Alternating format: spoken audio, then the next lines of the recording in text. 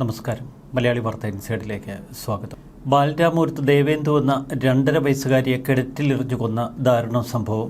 കൊലപാതകത്തിന്റെ ചുരുളുകൾ അഴിയിക്കാൻ ഇതുവരെ പോലീസിന് കൃത്യമായി കഴിഞ്ഞിട്ടില്ല.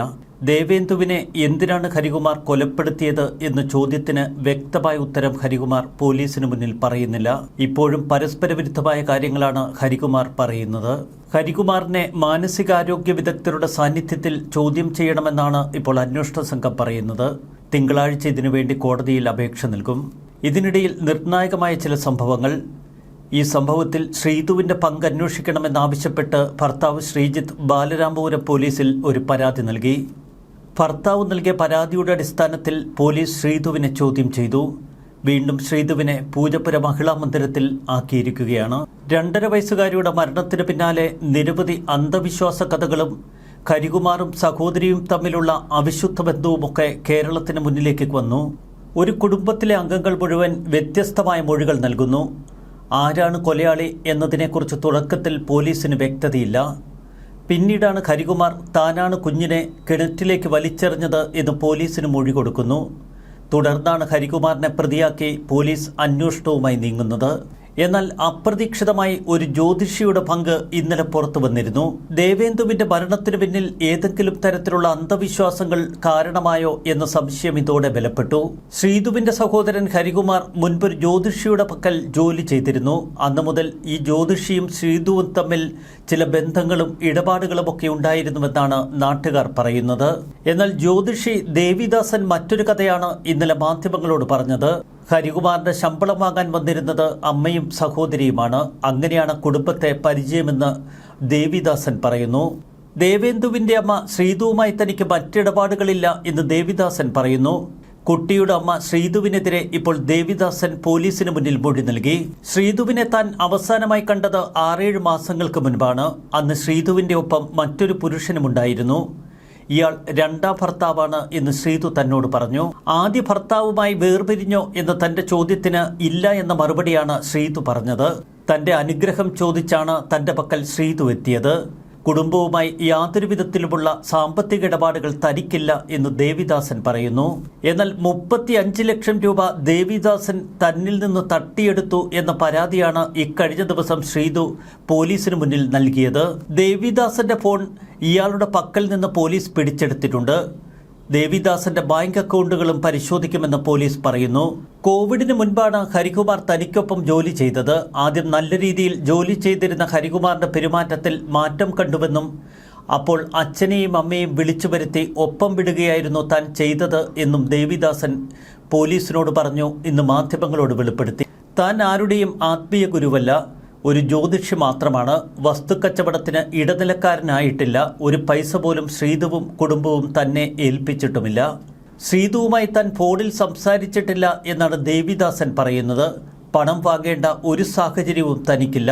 ശ്രീതുവിനോട് തലമുണ്ടനം ചെയ്യാൻ താൻ ആവശ്യപ്പെട്ടുവെന്ന് അവരുടെ പരാതിയിൽ പറയുന്നുണ്ട്. ദോഷം മാറാൻ ആരോടും അങ്ങനെ ചെയ്യണമെന്ന് താൻ പറഞ്ഞിട്ടില്ല. ഹരികുമാറിന്റെ പ്രതിഫലമായി 10,000 രൂപ സഹകരണ സംഘത്തിൽ മുൻപ് നിക്ഷേപിച്ചിരുന്നു. അതിന്റെ പാസ്ബുക്ക് എന്റെ പക്കലുണ്ട്. അത് കുടുംബത്തിന് കൊടുത്തിരുന്നില്ല. ആ പാസ്ബുക്ക് ഹരികുമാറിന് മാത്രമേ കൊടുക്കൂ എന്ന് താൻ നിലപാടെടുത്തിരുന്നു. ഹരികുമാർ നന്നായി തിമില വായിക്കും. അതുകൊണ്ടാണ് താല്പര്യം തോന്നിയത്. എനിക്ക് ആൺമക്കളില്ല, 2 പെൺമക്കൾ മാത്രമേയുള്ളൂ. അതുകൊണ്ട് തന്നെ ഹരികുമാറിനോടൊരു പ്രത്യേക വാത്സല്യമുണ്ടായിരുന്നു. ഹരികുമാറിന് എഴുതാനോ വായിക്കാനോ അറിയില്ല എന്നാണ് ദേവിദാസൻ പറയുന്നത്. പണം എണ്ണാനോ കൈകാര്യം ചെയ്യാനോ അയാൾക്കറിയില്ല. ഹരി അതിരാവിലെ എഴുന്നേറ്റ് വിളക്ക് വയ്ക്കും, പൂജാകാര്യങ്ങൾ ശ്രദ്ധിക്കും. കുട്ടിയുടെ മരണത്തിൽ അന്ധവിശ്വാസത്തിന് എന്തെങ്കിലും ബന്ധമുണ്ടോ എന്ന് പോലീസ് കണ്ടെത്തട്ടെ എന്നാണ് ദേവിദാസൻ പറയുന്നത്. ഒരു ക്രൈം സസ്പെൻസ് ത്രില്ലർ പോലെയാണ് ബാലരാമപുരത്തെ കേസ് അന്വേഷണം. ആരാണ് പ്രതി എന്ന കാര്യത്തിൽ ഇപ്പോഴും ചില അവ്യക്തതകൾ. ശ്രീതുവാണ് കുട്ടിയെ കൊന്നത് എന്ന് നാട്ടുകാർ വിശ്വസിക്കുന്നു. ഹരികുമാറിന് എഴുത്തും വായനയും അറിയില്ല എന്ന് ഹരികുമാറിന്റെ തന്നെ പരിചയമുള്ള സുഹൃത്തുക്കൾ ആണയിട്ട് പറയുന്നു. 2ാമത്തെ കുട്ടിയുടെ ഗർഭധാരണ സമയത്ത് ഭർത്താവിനെ ഒഴിവാക്കാൻ പല നമ്പറുകളും ശ്രീതു പ്രയോഗിച്ചിരുന്നു. എന്തും ചെയ്യാൻ മടിക്കാത്തവളാണ് ശ്രീതുവെന്ന് നാട്ടുകാർ. ചെറുപ്രായത്തിലെ ആർക്കൊക്കെ ഒപ്പം അവൾ ഇറങ്ങിപ്പോയിട്ടുണ്ട്. പിന്നീട് പലർക്കൊപ്പം അവർ കറങ്ങി. ശ്രീജിത്തിന്റെ വീട്ടിൽ നിന്നും അവൾ ബാലരാമപുരത്തേക്ക് മടങ്ങിയത് മറ്റ് ചില ലക്ഷ്യങ്ങളോടെയാണ്. മകളുടെ നിലപാടുകളെ അവളുടെ അച്ഛൻ ഉദയൻ എതിർത്തിരുന്നുവെന്ന് അയൽക്കാർ പറയുന്നു. അതിന്റെ വിലയാണോ ഉദയന്റെ മരണമെന്ന സംശയമാണ് നാട്ടുകാർ ഉയർത്തുന്നത്. തന്ത്രപരമായി കളിക്കുന്ന ശ്രീധുവിന് പിന്നിൽ വമ്പൻ തോക്കുകളുണ്ട് എന്ന് നാട്ടുകാർ ഉറപ്പിച്ചു പറയുന്നു. ചെറിയ മാനസിക പ്രശ്നങ്ങളുള്ള ഹരികുമാറിനെ പ്രതിയാക്കി ശ്രീധു രക്ഷപ്പെടാനുള്ള തന്ത്രമായിരിക്കാം ഇപ്പോൾ പയറ്റുന്നത്. ഒരു വശത്ത് താനാണ് കുട്ടിയെ കൊന്നത് എന്ന കുറ്റസമ്മതവുമായി ഹരികുമാർ നിൽക്കുന്നു. അതുകൊണ്ട് തന്നെ പോലീസിന് ഈ മൊഴി മറികടന്ന് ശ്രീധുവിനെ മുൻനിർത്തിയുള്ള അന്വേഷണം അത്ര എളുപ്പമാകുന്നില്ല. എന്നാൽ ഹരികുമാറിന്റെ ഈ കുറ്റസമ്മതത്തിന് പിന്നിലും ശ്രീധുവിന്റെ അതിബുദ്ധിയുണ്ടോ എന്ന സംശയം പോലീസിന് ശക്തമാണ്. നാട്ടുകാർ ഇക്കാര്യത്തിൽ ചില ഉറപ്പുകളാണ് മുന്നോട്ട് പറയുന്നത്. ഹരികുമാറിന് പലവിധ വഴിവിട്ട ബന്ധങ്ങളുണ്ടായിരുന്നുവെന്നും എല്ലാ സഹായവും സഹോദരി ചെയ്തു കൊടുത്തിരുന്നുവെന്നുമാണ് ആദ്യം ചില മൊഴികൾ പുറത്തു വന്നത്. എന്നാൽ ഹരികുമാറിന് അത്തരം ബന്ധങ്ങളുള്ളതായി അയാളുടെ സുഹൃത്തുക്കൾക്കറിയില്ല. അയൽക്കാർക്കും നാട്ടുകാർക്കുമൊന്നും അത്തരം അഭിപ്രായവുമില്ല. ആരോടും അധികം സംസാരിക്കാത്ത പ്രകൃതക്കാരനാണ്. മിക്കവാറും കുനിഞ്ഞിരിക്കും. ഈ കുട്ടിക്ക് മുത്തശ്ശി രാഗിണി ചോറ് കൊടുത്തുകൊണ്ട് നിൽക്കുമ്പോഴേക്കും കുട്ടി ഈ ഗേറ്റ് തുറന്നു കിടന്നു. കുട്ടി ഓടിഞ്ഞ് റോഡിലേക്ക് വന്നു. മുകളിൽ നിന്നൊരു വാഹനം ഈ കുട്ടിയെ ഇടിക്കുന്നു. കുട്ടി തെറിച്ച് റോഡിൽ വീഴുന്നു. ഇത് കണ്ട് മുത്തശ്ശി കിണറ്റിൽ പോയി ചാടുന്നു. അങ്ങനെ കുട്ടിയും മുത്തശ്ശിയും മെഡിക്കൽ കോളേജിൽ അത്യാഹിത വിഭാഗത്തിലാണെന്ന് പറഞ്ഞുകൊണ്ടാണ് ഈ കുട്ടിയുടെ അമ്മ ശ്രീധു ചിലരോട് കടം വാങ്ങിച്ചിരിക്കുന്നത്. പക്ഷെ അങ്ങനൊരു സംഭവം ഇവിടെ ഉണ്ടായിട്ടില്ല. ഇങ്ങനെ ഓരോ തരത്തിൽ നമ്മൾ എടുക്കുമ്പോഴേക്കും മൊത്തത്തിൽ ഇങ്ങനെ ഒരു ദുരൂഹത ഇതിനകത്തുണ്ട്. ഇത് കുട്ടിയെ പുറത്തു നിന്നൊരാൾ വന്ന് കൊണ്ടിട്ടതല്ല, ഇവർ തന്നെയാണ് കൊണ്ടിട്ടത്. പക്ഷേ കുട്ടിയുടെ ബോഡി എടുക്കും. അതായത് പോലീസ് രാവിലെ എത്തുമ്പോഴേക്കും DSP അടക്കം ഇവിടെ എത്തി. അപ്പോൾ DSP അടക്കം എത്തി നോക്കുമ്പോഴേക്കും ഇങ്ങനെ മൊത്തം നോക്കി. അപ്പോൾ കിണറിലാണെങ്കിൽ വർഷങ്ങൾ കൊണ്ട് തുണി മൂടിയിട്ടിരുന്നതാണ്. അപ്പോൾ സ്വാഭാവികമായിട്ട് നമുക്കറിയാം കാറ്റും വെയിലുമേറ്റ് ഇങ്ങനെ ഉറച്ചിരിക്കും. അപ്പോൾ ഒരു ഭാഗത്ത് കുറച്ച് ദൂരം ഇങ്ങനെ മാറി നിൽക്കുന്നു. അപ്പോൾ DSP അദ്ദേഹം അവിടെ തുറക്കിയിട്ട് ചോദിച്ചു, അത് മാറി നിൽക്കുന്നു. അത് ഞങ്ങൾ തുണി കഴുകിയിടുന്നതിൻ്റെ അടുത്താണ്, അങ്ങനെ എന്തോ മാറിയതാണ്. അദ്ദേഹത്തിന് സംശയം. അദ്ദേഹം പറഞ്ഞു ഫയർഫോഴ്സ് വരട്ടെ എന്ന് പറഞ്ഞു. ഫയർഫോഴ്സ് ആദ്യത്തെ പരിശോധന തന്നെ പറഞ്ഞ് ബോഡിയുണ്ട്. പക്ഷേ ബോഡി വെള്ളത്തിന് മുകളിലല്ല. ഈ കുട്ടിക്ക് മുത്തശ്ശി രാഗിണി ചോറ് കൊടുത്തുകൊണ്ട് നിൽക്കുമ്പോഴേക്കും കുട്ടി ഈ ഗേറ്റ് തുറന്നു കിടന്നു. കുട്ടി ഓടിഞ്ഞ് റോഡിലേക്ക് വന്നു. മുകളിൽ നിന്നൊരു വാഹനം ഈ കുട്ടിയെ ഇടിക്കുന്നു. കുട്ടി തെറിച്ച് റോഡിൽ വീഴുന്നു. ഇത് കണ്ട് മുത്തശ്ശി കിണറ്റിൽ പോയി ചാടുന്നു. അങ്ങനെ കുട്ടിയും മുത്തശ്ശിയും മെഡിക്കൽ കോളേജിൽ അത്യാഹിത വിഭാഗത്തിലാണെന്ന് പറഞ്ഞുകൊണ്ടാണ് ഈ കുട്ടിയുടെ അമ്മ ശ്രീധു ചിലരോട് കടം വാങ്ങിച്ചിരിക്കുന്നത്. പക്ഷെ അങ്ങനൊരു സംഭവം ഇവിടെ ഉണ്ടായിട്ടില്ല. ഇങ്ങനെ ഓരോ തരത്തിൽ നമ്മൾ എടുക്കുമ്പോഴേക്കും മൊത്തത്തിൽ ഇങ്ങനെ ഒരു ദുരൂഹത ഇതിനകത്തുണ്ട്. ഇത് കുട്ടിയെ പുറത്തു നിന്നൊരാൾ വന്ന് കൊണ്ടിട്ടതല്ല, ഇവർ തന്നെയാണ് കൊണ്ടിട്ടത്. പക്ഷേ കുട്ടിയുടെ ബോഡി എടുക്കും. അതായത് പോലീസ് രാവിലെ എത്തുമ്പോഴേക്കും DSP അടക്കം ഇവിടെ എത്തി. അപ്പോൾ DSP അടക്കം എത്തി നോക്കുമ്പോഴേക്കും ഇങ്ങനെ മൊത്തം നോക്കി. അപ്പോൾ കിണറിലാണെങ്കിൽ വർഷങ്ങൾ കൊണ്ട് തുണി മൂടിയിട്ടിരുന്നതാണ്. അപ്പോൾ സ്വാഭാവികമായിട്ട് നമുക്കറിയാം കാറ്റും വെയിലുമേറ്റ് ഇങ്ങനെ ഉറച്ചിരിക്കും. അപ്പോൾ ഒരു ഭാഗത്ത് കുറച്ച് ദൂരം ഇങ്ങനെ മാറി നിൽക്കുന്നു. അപ്പോൾ DSP അദ്ദേഹം അവിടെ തുറക്കിയിട്ട് ചോദിച്ചു, അത് മാറി നിൽക്കുന്നു. അത് ഞങ്ങൾ തുണി കഴുകിയിടുന്നതിൻ്റെ അടുത്താണ്, അങ്ങനെ എന്തോ മാറിയതാണ്.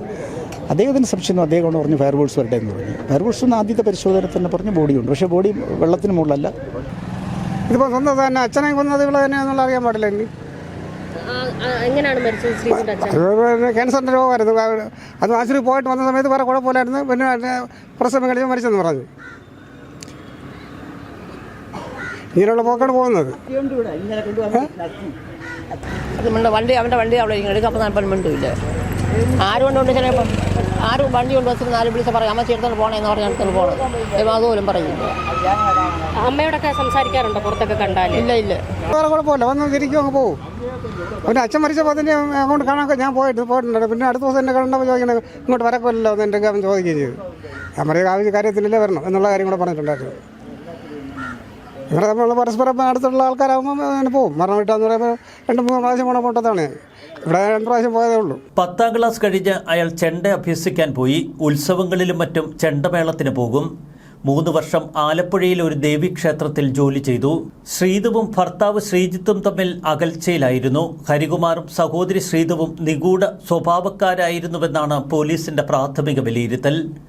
സഹോദരിയുമായി ഹരികുമാറിന് അവിശുദ്ധ ബന്ധങ്ങളുണ്ടായിരുന്നു എന്ന് ഇന്നലെ നമ്മൾ കേട്ടു. എന്നാൽ ഇക്കാര്യത്തിൽ കൂടുതൽ സ്ഥിരീകരണം ഇതുവരെ പോലീസിന് ലഭിച്ചില്ല.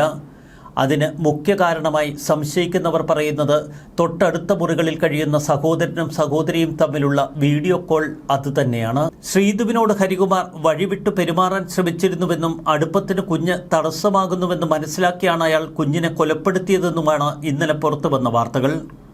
എന്നാൽ ശ്രീധുവിൻ്റെയും ഹരികുമാറിൻ്റെയും വാട്സാപ്പ് ചാറ്റുകൾ വീണ്ടെടുത്താൽ മാത്രമേ ഇക്കാര്യങ്ങളിൽ സ്ഥിരീകരണത്തിലെത്താൻ പോലീസിന് കഴിയൂ. കേസിൽ അന്വേഷണം തുടരുകയാണെന്നും ശ്രീധുവിനെ കുറ്റവിമുക്തയാക്കിയിട്ടില്ല എന്നും പോലീസ് പറയുന്നു. ഫോൺ രേഖകളും സാഹചര്യ തെളിവുകളുമൊക്കെ പരിശോധിക്കുകയാണ്. ഹരികുമാർ മാനസിക രോഗത്തിന് 6 വർഷമായി ചികിത്സയിലെന്നായിരുന്നു കുടുംബം പറയുന്നത്. ശ്രീധുവിന്റെയും ഹരിയുടെയും കുടുംബം അന്ധവിശ്വാസികളാണെന്ന് അന്വേഷണത്തിൽ കണ്ടെത്തി. പോലീസ് കസ്റ്റഡിയിലെടുത്ത ജ്യോത്സ്യൻ കരിക്കകം സ്വദേശി ശംഖുമുഖം ദേവിദാസന്റെ അനുയായികളായിരുന്നു ശ്രീധുവും ഹരികുമാറും. ദേവസ്വം ബോർഡിൽ താൽക്കാലിക ജീവനക്കാരിയാണ് താനെന്നാണ് ശ്രീധു അയൽക്കാരോടൊക്കെ പറഞ്ഞിരുന്നത്. ഇത് പച്ചക്കള്ളമാണെന്ന് പോലീസ് കണ്ടെത്തി. ശ്രീധുവിന്റെയും ഹരികുമാറിന്റെയും സാമ്പത്തിക ഇടപാടുകളിലും ഒട്ടനവധി ദുരൂഹതകളുണ്ട്. ബന്ധുക്കളിൽ നിന്നും നാട്ടുകാരിൽ നിന്നുമൊക്കെ വലിയ തുക കടമായി ശ്രീധു വാങ്ങിയിരുന്നു. ഈ പണമാണോ ദേവിദാസൻ തട്ടിയെടുത്തത് എന്ന സംശയം ഒരു വശത്ത് പോലീസിന്, മറുവശത്ത് ശ്രീധുവിന്റെ പേരിലുള്ള ഒരു വാഹനത്തെക്കുറിച്ചുള്ള ദുരൂഹതകൾ. ഇതൊരിക്കലും ആ വീട്ടിലേക്കോ ആ നാട്ടിലേക്കോ ശ്രീധു കൊണ്ടുവന്നിരുന്നില്ല. പിന്നെ എവിടെയാണ് ആ കാർ ശ്രീധു സൂക്ഷിച്ചിരുന്നത്? CC മുടങ്ങിയതോടെ വാഹനം പിടിച്ചെടുക്കാൻ ഏജൻസികൾ എത്തിയതോടെയാണ് ഈ സംശയവും നാട്ടുകാർക്ക് ശക്തമായത്. അച്ഛൻ ഉദയകുമാറിന്റെ മരണശേഷം മകൾ ദേവനന്ദിയുടെ തല ശ്രീധു മൊട്ടയടിപ്പിച്ചിരുന്നു. പിന്നാലെ ശ്രീധുവും തല മൊട്ടയടിച്ചു. തനിക്ക് ക്യാൻസറാണെന്ന് ചില ബന്ധുക്കളോട് ശ്രീധു പറഞ്ഞു നടന്നു. 2.5 വയസ്സുകാരിയെ കിണറ്റിലെറിഞ്ഞു കൊന്നത് ഹരികുമാർ തന്നെയെന്ന് പോലീസ് ഉറപ്പിക്കുന്നു. അമ്മാവനെ കൂടാതെ മറ്റാർക്കെങ്കിലും പങ്കുണ്ടോ എന്നതിലേക്കും അന്വേഷണം ശക്തമാക്കിയിരിക്കുകയാണ് പോലീസ്. ഒരേ വീട്ടിൽ കഴിയുന്ന ശ്രീധുവും ഹരികുമാറും തമ്മിൽ എന്തിനാണ് മിക്ക സമയങ്ങളിലും വാട്സാപ്പിൽ ചാറ്റ് ചെയ്തിരുന്നത് എന്ന സംശയം ദൂരീകരിക്കണമെങ്കിൽ ആ ചാറ്റ് വിവരങ്ങൾ പൂർണ്ണമായി പോലീസിന് റിട്രീവ് ചെയ്യേണ്ടി വരും. പകലും രാത്രിയുമൊക്കെ ഇത്തരം മെസ്സേജുകൾ അയച്ചിട്ടുണ്ട്. ഓരോ മെസ്സേജും അയച്ച് അധികം വൈകാതെ അത് ഡിലീറ്റ് ചെയ്യും. അയക്കുന്ന മെസ്സേജുകൾ എന്തിനാണ് ഇവർ പെട്ടെന്ന് ഡിലീറ്റ് ചെയ്തിരുന്നത്? അതുകൊണ്ട് തന്നെയാണ് പോലീസിന് സംശയമേറുന്നതും. ദേവേന്ദുവിന്റെ കൊലപാതകത്തിൽ തനിക്ക് പങ്കില്ല എന്ന നിലപാടിലാണ് ജ്യോതിഷി ദേവദാസൻ. എന്നാൽ ദേവദാസിന്റെ പൂർവ്വകാലം അത്ര ഭദ്രമല്ല. അന്വേഷണവുമായി ബന്ധപ്പെട്ട് ശ്രീധുവിന്റെ മൂത്തകുട്ടി പാർവണേന്ദുവിന്റെയും അമ്മ ശ്രീകലയുടെയും ഭർത്താവ് ശ്രീജിത്തിന്റെയും ഒക്കെ മൊഴികൾ പോലീസ് വീണ്ടും രേഖപ്പെടുത്തി. മൂത്തകുട്ടിയെ ഹരികുമാർ പലവട്ടം ഉപദ്രവിച്ചിട്ടുണ്ട് എന്ന് ചോദ്യം ചെയ്യലിൽ പോലീസിന് മനസ്സിലായി. കുഞ്ഞിനെ കൊല്ലാൻ തനിക്ക് ഉൾവിളിയുണ്ടായി, കൊല്ലാൻ തോന്നിയതുകൊണ്ട് കൊന്നുവെന്ന മൊഴിയാണ് തുടർച്ചയായി ഹരികുമാർ പോലീസിനോട് പറയുന്നത്.